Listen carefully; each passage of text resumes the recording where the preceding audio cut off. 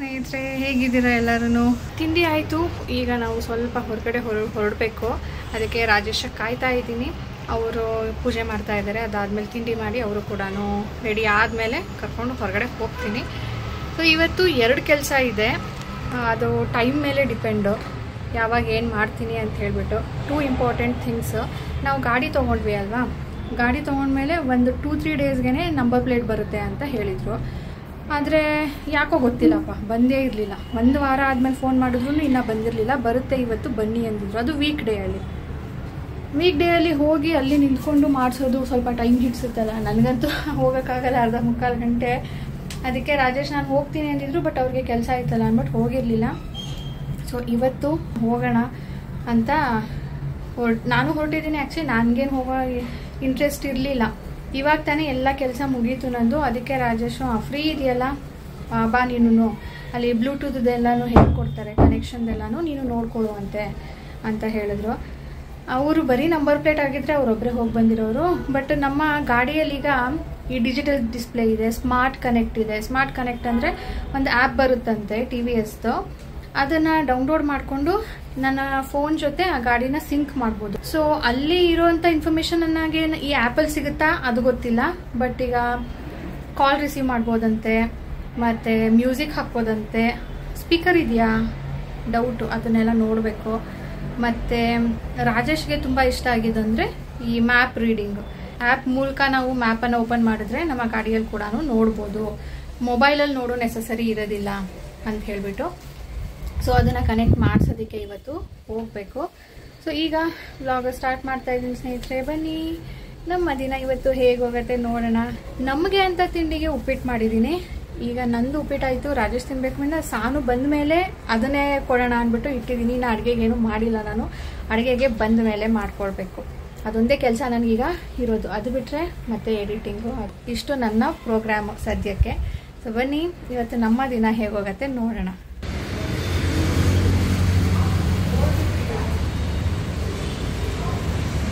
ನಾನು ತೊಗೊಂಡಿರೋ ಗಾಡಿಯಲ್ಲಿ ಇದೊಂದು ಕಲರ್ ಇತ್ತು, ಒಂಥರ ಬ್ಲೂ ಒಂಥರ ಗ್ರೀನ್. ನಿಮಗೆ ಇಲ್ಲಿ ಬ್ಲೂ ಕಾಣ್ತಿದೆ, ಪಕ್ಕ ಬ್ಲೂ ಗಾಡಿ ಇದೆ ಅಂದ್ಬಿಟ್ಟು. ಅದರ್ವೈಸ್ ಇದು green, blue and green mix ಹೇಳೋಕ್ಕಾಗಲ್ಲ. ಇದು 125.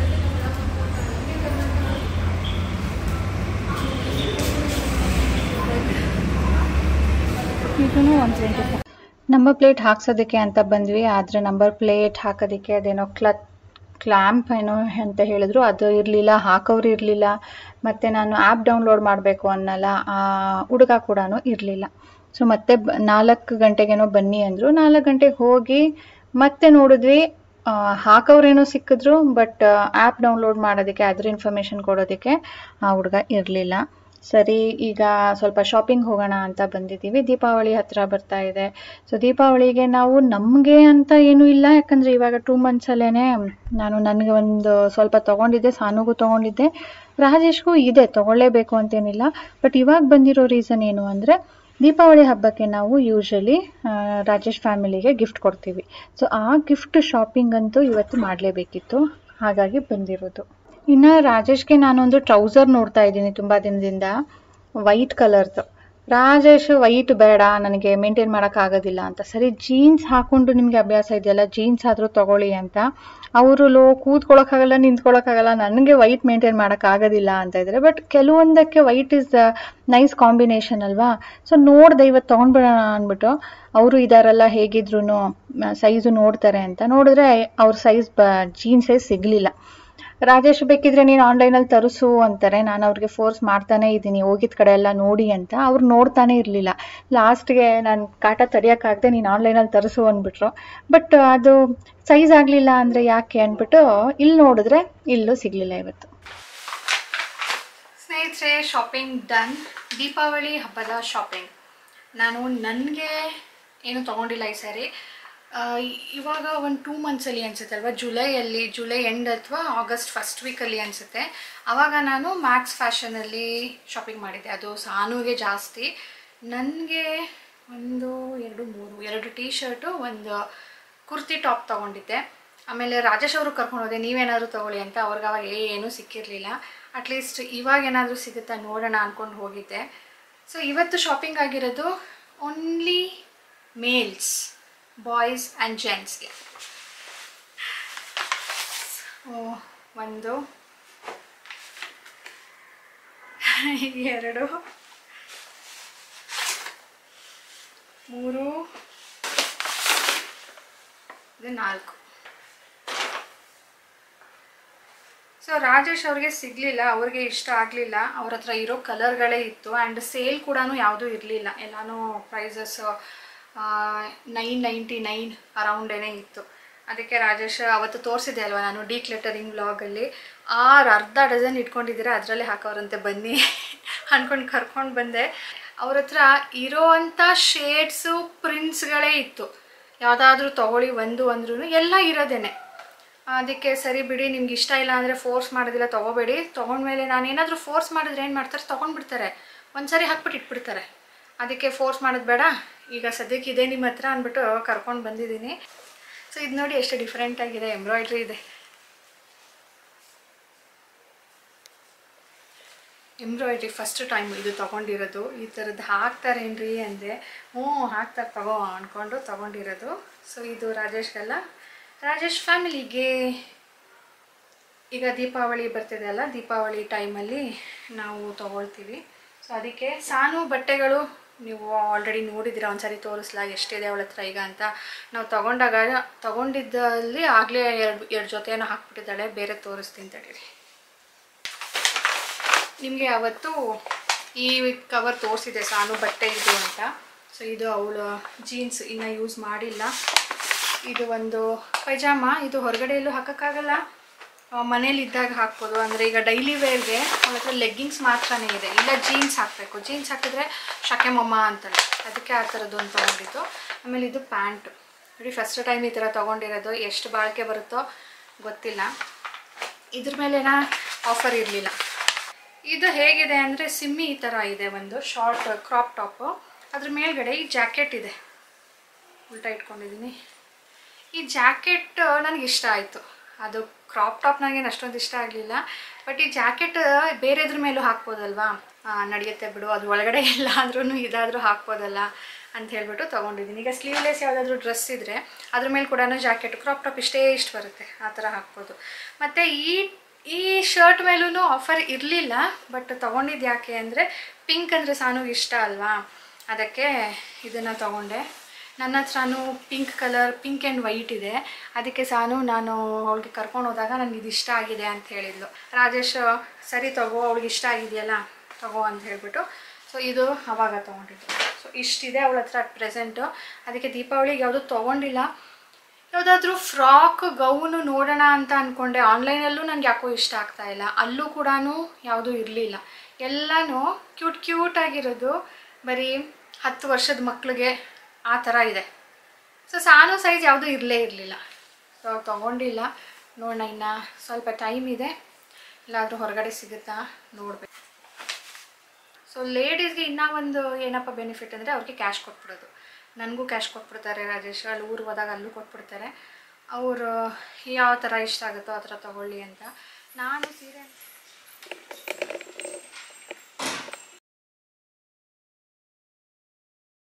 ಈಗ ಸ್ನೇಹಿತರೆ, ನಾನು ಕುರ್ಕುರೆ ಬೆಂಡಿ ಮಾಡ್ತಾ ಇದ್ದೀನಿ. ಇದನ್ನ ಸುಮಾರು ಸರಿ ತೋರಿಸಿದ್ದೀನಿ, ರೀಸೆಂಟ್ ಆಗು ತೋರಿಸಿದ್ದೆ ಅನ್ಸುತ್ತೆ. ಹಾಗಾಗಿ ನಾನೇನು ನಿಮಗೆ ಇನ್ ಡೀಟೇಲ್ ಆಗಿ ಏನು ತೋರಿಸ್ತಾ ಇಲ್ಲ. ಇದು ಯಾಕೆ ಮಾಡ್ತಿರೋದು ಅಂದ್ರೆ, ತಿಳಿ ಸಾಂಬಾರ್ ಮಾಡಿದ್ದೀನಲ್ಲ, ಅದಕ್ಕೇನಾದ್ರೂ ಕ್ರಂಚಿ ಬೇಕಲ್ಲ. ಹಪ್ಪಳ ಸುಡೋಣ ಅಂತ ಅನ್ಕೊಂಡೆ, ಆಮೇಲೆ ಅನ್ನಿಸ್ತು ಅದು ಆಯಿಲ್ ಅಲ್ಲಿ ಮಾಡ್ಬೇಕು, ಆಯಿಲ್ದು ಬೇಡ, ಈಗ ಸದ್ಯಕ್ಕೆ ಸ್ವಲ್ಪ ಅವಾಯ್ಡ್ ಮಾಡೋಣ, ಇನ್ನ ಹಬ್ಬ ಬರ್ತಾ ಇದೆ, ಅವಾಗ ಇನ್ನ ಆಯಿಲಿ ಫುಡ್ ತಿನ್ನೋದಿದ್ದೇ ಇರುತ್ತೆ ಅನ್ಬಿಟ್ಟು ಇದನ್ನ ನಾನು ಫ್ರೈಯರ್ ಅಲ್ಲಿ ಮಾಡ್ತಾ ಇದ್ದೀನಿ. Oil less cooking. ನಿಮ್ಮಲ್ಲಿ ಒಬ್ರು ಕೇಳ್ತಾ ಇದ್ರಿ, ನಾನು ಏರ್ ಫ್ರೈಯರ್ ತಗೊಳ್ಬೇಕು ಅಂತ ಇದ್ದೀನಿ, ಹೇಗಿದೆ ಅದ್ರ ಪರ್ಫಾರ್ಮೆನ್ಸ್, ತಗೊಳ್ಬೋದಾ ಅಂತ ಹೇಳ್ಬಿಟ್ಟು. ಅದು ಸ್ನೇಹಿತರೆ, ನಾವು ಆಯಿಲ್ ಲೆಸ್ ಕುಕಿಂಗ್ ಅಂತ ಹೇಳ್ತೀವಿ, ಆದ್ರೆ ಟೇಸ್ಟ್ ನಮ್ಗೆ ಡೀಪ್ ಫ್ರೈ ಮಾಡಿದಾಗ ಹೇಗೆ ಬರುತ್ತೋ ಹಾಗೆ ಬರೋದಿಲ್ಲ. ಬಟ್ ಇಟ್ಸ್ ಗುಡ್ ಅಲ್ವಾ. ಈಗ ನೀವು ತಿನ್ಬೇಕು ಅಂತ ಆಸೆ ಇರುತ್ತೆ, ಆದ್ರೆ ಆಯಿಲ್ ಅವಾಯ್ಡ್ ಮಾಡಬೇಕು ಅಂತಾನು ಕಾಶಿಯಸ್ ಆಗಿ ಇರ್ತೀರಾ, ಅಂತ ಟೈಮಲ್ಲಿ ನೀವು ಈ ತರ ಏರ್ ಫ್ರೈಯರ್ನ ಯೂಸ್ ಮಾಡ್ಬೋದು. ಸೊ ತಿಂದಂಗಾಗುತ್ತೆ, ಬಟ್ ಟೇಸ್ಟ್ ನಿಮ್ಗೆ ಬರೋದಿಲ್ಲ, ಬಟ್ ಆಯಿಲ್ನ ಅವಾಯ್ಡ್ ಮಾಡ್ಬೋದು. ನಾನು ಜಾಸ್ತಿ ಯೂಸ್ ಮಾಡೋದು ಇದಕ್ಕೇನೆ, ಜಸ್ಟ್ ಲೈಕ್ ಓವನ್ ಯೂಸ್ ಮಾಡ್ತೀವಲ್ವಾ ಆ ಥರನೇ. ಅದರಲ್ಲಿ ಕೇಕ್ ಕೂಡ ಮಾಡ್ಬೋದು, ಬಟ್ ನನ್ನ ಹತ್ರ ಓವನ್ ಇರೋದ್ರಿಂದ ನಾನು ಅದರಲ್ಲಿ ಕೇಕ್ ಏನು ಮಾಡೋದಿಲ್ಲ. ಈ ಥರ ಕುರ್ಕುರೆ ಬೆಂಡಿ ಮಾಡಿದಾಗ ಎಣ್ಣೆ ತುಂಬ ಎಳೆಯುತ್ತೆ, ಅದಕ್ಕೆ ನಾನು ಅದನ್ನು ಅಷ್ಟೊಂದು ಪ್ರಿಫರ್ ಮಾಡಲ್ಲ.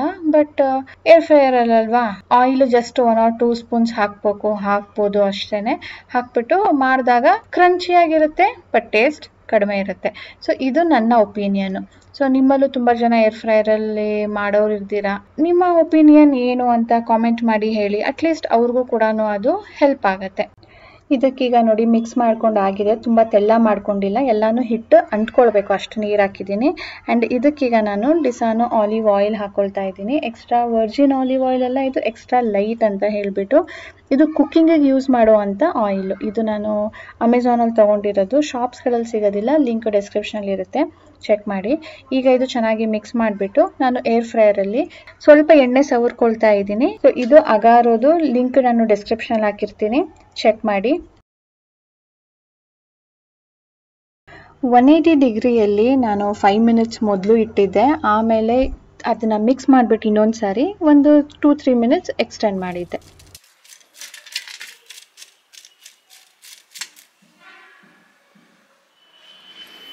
ಏನು ಇಷ್ಟೊಂದು ಜೋಡಿಸ್ತಿದ್ಯಾ ನೀನು? ಡ್ಯಾಡಾ ಇಸ್ ಆಸ್ಕಿಂಗ್ ಯಾಕೆ ಲೇಟು ಅಂತ. I want everything to get sun. Sun ಇನ್ನು 1 ಅವರಲ್ಲಿ ಹೊಟ್ಟೋಗುತ್ತೆ. ಇದು ಹೋದ ವರ್ಷ ಅಲ್ಲ, ಹೋದ ವರ್ಷದ ಸ್ನೇಹಿತರೆ. ಹೋದ ವರ್ಷ ಏನಾಯಿತು, ಇದನ್ನು ಮೇಲ್ಗಡೆ ಇಟ್ಬಿಟ್ಟಿದ್ವಾ, ಇದು ಹೋದ ವರ್ಷದ್ದು 2ನೇ ಡಬ್ಬ, ಅದಕ್ಕೆ ಆಲ್ಮೋಸ್ಟ್ ಹಾಫ್ ಏನೋ ಬಾಕಿ ಇದೆ, ಇನ್ನು ಹಾಫ್ ಹೊಡೆದಿದ್ಲು. ಹೋದ ವರ್ಷ ಇದು ಇದೆಯಲ್ಲ ಅಂದ್ಬಿಟ್ಟು ತಂದಿರಲಿಲ್ಲ, ಅದು ನೋಡಿದ್ರೆ ಎಲ್ಲ ಠುಸ್ಸು. ಅದಕ್ಕೆ ರಾಜೇಶ್ ನೀವು ಬಿಸಿಲಲ್ಲಿ ಇಡಲಿಲ್ಲ ಅಂದರೆ ಹಿಂಗೆ ಈ ವರ್ಷವೂ ಆಗೋದಿಲ್ಲ, ಬಿಸಾಕಬೇಕಾಗತ್ತೆ ಅಂದರು. ತೆಗೆದಿಟ್ಟಿದ್ದೀನಿ, ನೋಡೋಣ ಏನಾಗುತ್ತೆ ಅಂತ. ಈ ಸರಿ ಏನಾದರೂ ವರ್ಕ್ ಆಗಲಿಲ್ಲ ಅಂದರೆ ಇದನ್ನು ಬಿಸಾಕೋದೇನೆ. ಆ್ಯಂಡ್ ಎಷ್ಟು ಬೇಕೋ ಅಷ್ಟು ಮಾತ್ರನೇ ತೊಗೊಳ್ಬೇಕು, ಎಕ್ಸ್ಟ್ರಾ ತರೋಂಗಿಲ್ಲ. 1 ಡಬ್ಬ ತಂದ್ರೂ ಈ ಹುಡುಗಿಗೆ ಸಾಕಾಗೋದಿಲ್ಲ. ಸೊ ನಾ ಇಷ್ಟೊಂದೆಲ್ಲ ಜೋಡಿಸ್ಬೇಡಮ್ಮ, not necessary. Me like that. ಹ್ಞೂ, ಏನು ಲೈಕ್ ದ್ಯಾಟು, ನಡಿಬೇಕು ಬೇಗ. ಇದೇನು ಸಾಕಾಗೋದಿಲ್ಲ ನೀ ಈ ವರ್ಷ ಮೊದಲನೇ ದಿನಕ್ಕೆ ಹೊಡೆದು ಬಿಡ್ತದೆ, ಆದ್ರೂ 1 ದಿನಕ್ಕಾದರೂ ಆಗುತ್ತಲ್ಲ. ಸಾನುಗೆ ಹಬ್ಬ ಬರ್ತಾ ಇರೋದ್ರಿಂದ ದೀಪಾವಳಿ ಹಬ್ಬದ ಮುಂಚೆನೇ ಅವ್ರಿಗೆ ತೋರಣ ಮಾಡಿ ಅಂತ ಸಿಸಿ ಆ್ಯಕ್ಟಿವಿಟಿ ಕೊಟ್ಟಿದ್ದಾರೆ. ಅದಕ್ಕೆ ಸಾನು ಅವರು ಶಾರ್ಟ್ ಲಿಸ್ಟ್ ಮಾಡಿದ್ದಾರೆ. ಒಂದು ಈ ಥರ ತೋರಣ ಅಲ್ಲ, ಈ ಥರ ತೋರಣ. ಅದಕ್ಕೆ ನಾನೀಗ ಡ್ರಾಯಿಂಗ್ ಮಾಡಿ ಕೊಡ್ತಾ ಇದ್ದೀನಿ. ಸಾನು ಡ್ರಾಯಿಂಗ್ ಮಾಡ್ತೀನಿ ಅಂದ್ಲು, ತುಂಬ ಟೈಮ್ ತೊಗೊಳ್ತಾಳೆ. ಆ ಟೈಮನ್ನು ಓದೋದಕ್ಕೆ ಇಟ್ಕೋ, ನಾನೇ ಮಾಡಿಕೊಡ್ತೀನಿ ಅಂತ ಕೂತ್ಕೊಂಡಿದ್ದೀನಿ. Yes, ಸಬ್ಜೆಕ್ಟ್ ಓದಿದ್ದೀನಿ. ಎಷ್ಟು ಕ್ವೆಶನ್ಸ್ ಇತ್ತಮ್ಮ? ಕೆಮಿಸ್ಟ್ರಿ 3, ಇಂಗ್ಲೀಷಲ್ಲಿ 4-5. ಹಾಂ, 2 ಸಬ್ಜೆಕ್ಟ್ ಅಂತೆ, 4-5 ಕ್ವೆಶನ್ ಓದೋಕ್ಕೆ.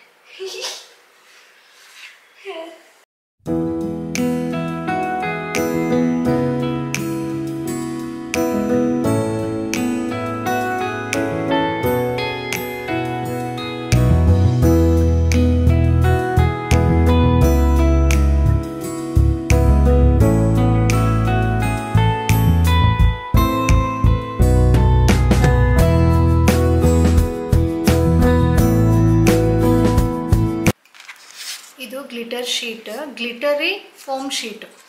ಒಂದಕ್ಕೆ 15 ರೂಪೀಸ್. ಇದನ್ನು ಈಗ ಗೋಲ್ಡ್ ಕಲರ್ ಒಂದು, ಪಿಂಕ್ ಕಲರ್ ಒಂದು ತೊಗೊಂಡಿರೋದು.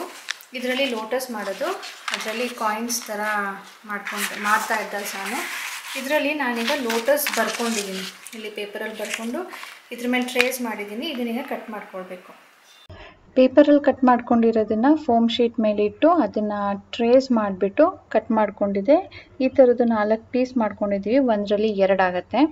ನೆಕ್ಸ್ಟ್ ಪೆಟಲ್ಸ್ ಕಾಣಬೇಕಲ್ವ ಮಧ್ಯ, ಸೊ ಗೋಲ್ಡ್ ಕಲರ್ ಫ್ಯಾಬ್ರಿಕ್ ಪೇಂಟಲ್ಲಿ ಆ ಪೆಟಲ್ಸ್ನ ಡ್ರಾ ಮಾಡಿಕೊಂಡು ಚಾಕ್ ಪೀಸಲ್ಲಿ ಡ್ರಾ ಮಾಡ್ಕೊಂಡಿದೆ. ಅದ್ರ ಮೇಲ್ಗಡೆ ಈಗ ಗೋಲ್ಡ್ ಕಲರ್ ಪೇಂಟಲ್ಲಿ ಟ್ರೇಸ್ ಮಾಡ್ತಾ ಇದೆ. ಈ ಥರ ನಾವು 4 ಲೋಟಸ್ಗೂ ಕೂಡ ಮಾಡ್ಕೊಳ್ಬೇಕು. ಎಲ್ಲ ಕಟ್ಟಿಂಗ್ ಆದಮೇಲೆ ಅದಕ್ಕೆ ಕಾಣೋದಕ್ಕೆ ನಾನು ಚಾಕ್ ಪೀಸಲ್ಲಿ ಮಧ್ಯ ಮಾರ್ಕ್ ಮಾಡಿ ಕೊಟ್ಟೆ. ಅದು ಸ್ವಲ್ಪ ವೈಟ್ ಶೇಡ್ಸ್ ನಿಮಗೆ ಕಾಣ್ತಾ ಇರ್ಬೋದು. ಬಟ್ ಈ ಲೈಟ್ ಆಫ್ ಮಾಡಿದ್ರೆ ದೂರದಿಂದ ಚೆನ್ನಾಗಿ ಕಾಣುತ್ತೆ. ಸೊ ಇದು ಲೋಟಸ್ ಪೆಟಲ್ಸ್ ಮಾಡೋದಕ್ಕೆ ಫ್ಯಾಬ್ರಿಕ್ ಪೇಂಟ್ ವಿತೌಟ್ ವಾಟರ್, ನೀರನ್ನ ಡಿಪ್ ಮಾಡಬಾರ್ದು. ಮಾಡಿದ್ರೆ ಈ ಗ್ಲಿಟರ್ಸ್ ಎಲ್ಲ ಹೊರಟೋಗುತ್ತೆ. ಸೊ ಡೈರೆಕ್ಟ್ ಪೇಂಟ್ ತೊಗೊಂಡು ಇದ್ರ ಮೇಲೆ ಡ್ರಾ ಮಾಡಬೇಕು. ನೆಕ್ಸ್ಟ್ ನಾವಿಲ್ಲಿ ಒಂದು ಲೇಸ್ ತೊಗೊಂಡಿದ್ದೀವಿ. ಇದೇ ಲೇಸ್ ತೊಗೊಳ್ಬೇಕು ಅಂತೇನಿಲ್ಲ, ಇದು ತುಂಬಾ ಸಿಂಪಲ್. ಸೊ ನಾವು ತುಂಬಾ ಸಿಂಪಲ್ ಆಗಿರೋದು ಚೂಸ್ ಮಾಡಿರೋದು. ಅದನ್ನು ಹಿಂದೆ ಅಂಟಿಸಿದೆ ಗಮ್ ಫೆವಿಕಾಲಲ್ಲಿ, ನಾರ್ಮಲ್ ಫೆವಿಕಾಲು ತುಂಬ ಚೆನ್ನಾಗಿ ಗಟ್ಟಿಯಾಗಿ ಅಂಟ್ಕೊಂಡಿದೆ. ಸೊ ಇದು ಎಷ್ಟುದ್ದ ಬೇಕೋ ಅಷ್ಟುದ್ದ ಈ ಲೇಸನ್ನು ಕಟ್ ಮಾಡ್ಕೊಳ್ಬೇಕು. ಮಧ್ಯ ಈ ಥರ ಗ್ಲಿಟರ್ ಫೋಮ್ ಶೀಟಲ್ಲೇ ರೌಂಡ್ ಕಟ್ ಮಾಡಿಕೊಂಡು ಅದ್ರ ಮಧ್ಯ ಒಂದೊಂದು ಮಿರರ್ ಥರ ಅಂಟಿಸಿದೆ. ಸೊ ಈ ಥರ ಡಬಲ್ ಕಲರಲ್ಲಿ ಮಾಡಿರೋದು, ಗೋಲ್ಡ್ ಆ್ಯಂಡ್ ಪಿಂಕ್. ಸೊ ನಿಮ್ಗೆ ಎಷ್ಟು ಉದ್ದ ಬೇಕೋ ಅಷ್ಟುದಕ್ಕೆ ಮಾಡ್ಕೊಳ್ಬೋದು. ಆ್ಯಂಡ್ ಮೇಲ್ಗಡೆ 2 ಗಂಟು ಹಾಕಿದೆ, ನೇತಾಕೋದಕ್ಕೆ ಈಸಿ ಆಗುತ್ತೆ. ಸೊ ಇನ್ನೇನು ಎಕ್ಸ್ಟ್ರಾ ಹಾಕೋ ಹಾಗಿಲ್ಲ. ಈ ಗ್ಲಿಟರ್ ಶೀಟು ನಮಗೆ ಒಂದು ಫೋಮ್ ಗ್ಲಿಟರ್ ಶೀಟಲ್ಲಿ 2 ಕಟ್ ಮಾಡ್ಬೋದು. ಆ್ಯಂಡ್ ಬಾಕಿದು ಸ್ವಲ್ಪ ಮಿಕ್ಕಿರುತ್ತೆ, ಇನ್ನು ಅದರಲ್ಲಿ ಈ ಥರ ರೌಂಡು ಕಟ್ ಮಾಡ್ಕೊಳ್ಬೋದು. ಗೋಲ್ಡ್ ಕಲರ್ ಮಾತ್ರ ಸಪ್ರೇಟ್ ಒಂದು ಗ್ಲಿಟರ್ ಶೀಟ್ ತೊಗೊಂಡ್ರೆ ಸಾಕು. ಹಾಫ್ ಏನೋ ಯೂಸ್ ಮಾಡ್ಕೊಂಡಿದ್ದೀವಿ ಅಷ್ಟೇ. ಸದ್ಯಕ್ಕೆ 2 ಮಾಡಿರೋದು, ಇನ್ನೂ 2 ಮಾಡಬೇಕು. 4 ಮಾಡ್ಬೋದು. ಒಂದು ಗ್ಲಿಟರ್ ಶೀಟು, ಒಂದು ಲೇಸ್ದು, ಮತ್ತು ಇದು 2 ಬೇಕಾಗುತ್ತೆ, ಇದು 1 ಬೇಕಾಗುತ್ತೆ. ಆ್ಯಂಡ್ ಮಿರರ್ ಸ್ವಲ್ಪ ಗ್ರಾಮ್ ಲೆಕ್ಕದಲ್ಲಿ ತೊಗೊಳ್ಬೇಕು. ಆ್ಯಂಡ್ ಈ ಲೇಸು ಫೆವಿಕಾಲು ಮತ್ತು ಈ ಫ್ಯಾಬ್ರಿಕ್ ಪೇಂಟ್ ಇಷ್ಟಿದ್ರೆ ನಾವು 4 ಈ ಥರ ತೋರಣನ ಮಾಡ್ಕೊಳ್ಬೋದು. ಸೊ ದೀಪಾವಳಿಗೆ ನೀವು ಮಾಡಿ ಚೆನ್ನಾಗಿರುತ್ತೆ.